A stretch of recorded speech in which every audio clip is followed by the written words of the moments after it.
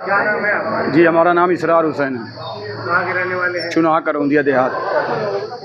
तहसील कौन सी है? तहसील सदर यही है। क्या मामला है, क्या मामला लेकर? ये वरासत का मामला है। कलेक्ट्रेट में 229 भी विचाराधीन है, उसमें स्थगन आदेश है, स्टे। उसके बाद में ये लोग जो है मृतक ताहिर हुसैन के वारिसन वरासत करा रहे थे, तो नायब नगर ने 9/6/2022 को खारिज कर दिया। उसके बाद ये एसडीएम के यहाँ गए, 28/7/2025 को इनकी वरासत वहाँ भी खारिज हो गई। उसके बाद ये कमिश्नरी गए हैं, 22 तारीख को लगी है, इसी 22 जून को वहाँ पेंटिंग है। इन्होंने लेखपाल और कानूनगो को मिला के जो है इन्होंने फर्जी तरीके से एक वरासत करवा लिया, और वरासत करवाने के बाद में 4 मई को इन्होंने फर्जी बैनामा भी कर दिया।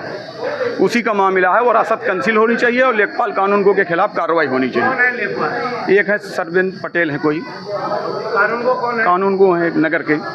ये लेखपाल कब से हैं आपके यहाँ? ये करीब 2 साल से हैं करीब। ठीक है, इनका कार्यकाल काम अच्छा है। अभी बीच में ये जो है सस्पेंड हो गए थे, फिर उसके बाद बहाल हो गए, फिर यहीं कहाँ suspend हुए? करौंदिये से थे, तो करौंदिया में ही फिर बहाल हुए? फिर बहाल हो गए। अच्छा, जी, तो क्या कार्रवाई चाहते हैं आप? हम वरासत कैंसिलेशन चाहते हैं, वरासत कैंसिल हो और उनके ऊपर कार्रवाई हो। कुछ अधिकारियों को कोई प्रार्थना पत्र आपने दिया है? हमने जिलाधिकारी को दिया है, उन्होंने कार्रवाई का आश्वासन दिया है, अभी तक कुछ नहीं हुआ है। तहसीलदार रखे हुए हैं अपने पास में, फिर हमने तहसील दिवस में दिया है, तहसील दिवस की भी तहसीलदार के पास रखी हुई है। उसमें उन्होंने आदेश दिया है कि कार्रवाई कर कर मुझे आख्या दें, लेकिन अभी तक नहीं हुई है कुछ। नाम है आपका? हमारा नाम जयंत कुमार सिंह एडवोकेट। ये क्या मामला है, क्या प्रकरण है जो जिसको लेकर के आप आए हुए हैं? मामला ये वरासत का है। इसके पहले ताहिर के मृत्यु के बाद उनके वारिसानों ने वरासत का प्रार्थना पत्र दिया था ऑनलाइन, तो उस समय अखंड सिंह लेखपाल थे।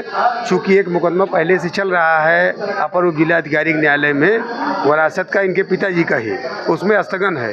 यही बात बता करके वहाँ लेखपाल साहब ने वरासत को निरस्त कर दिया था।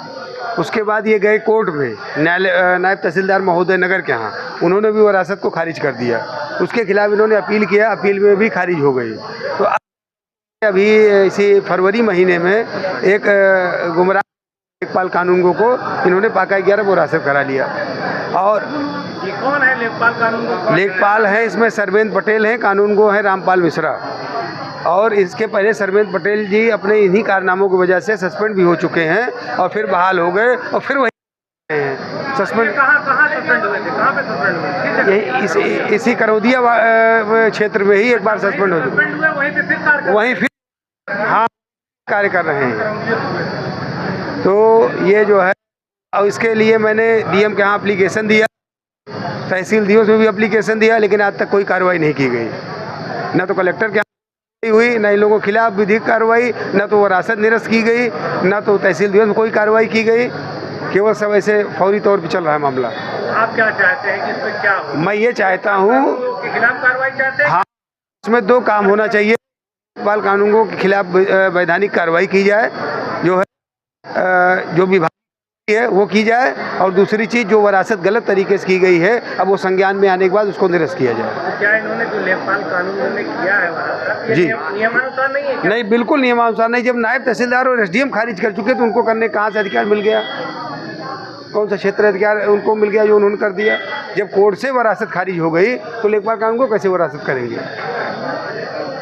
अगर आपकी बातें नहीं मानी जाती हैं तो क्या आगे क्या करने वाले हैं? नहीं मानी जाएंगे तो हम आगे जाएंगे उत्तर प्रदेश सरकार के पास, और क्या। यहाँ नहीं सुनवाई होगी, चूँकि कलेक्टर बड़ा अफसर होता है, वहाँ तक गए, वहाँ कोई कार्रवाई नहीं की गई। अब हम लोग शासन में जाएंगे, वहाँ अपनी बात रखेंगे। तो आपने कोई प्रार्थना पत्र जिलाधिकारी महोदय को दिया है? हाँ, तो महोदय को प्रार्थना पत्र दिया गया है। तो क्या आश्वासन मिला था वहाँ पे? कोई आश्वासन नहीं, तहसीलदार के यहाँ लिख के दे दिए, तहसीलदार साहब उस पर आज तक कोई कार्रवाई नहीं किए।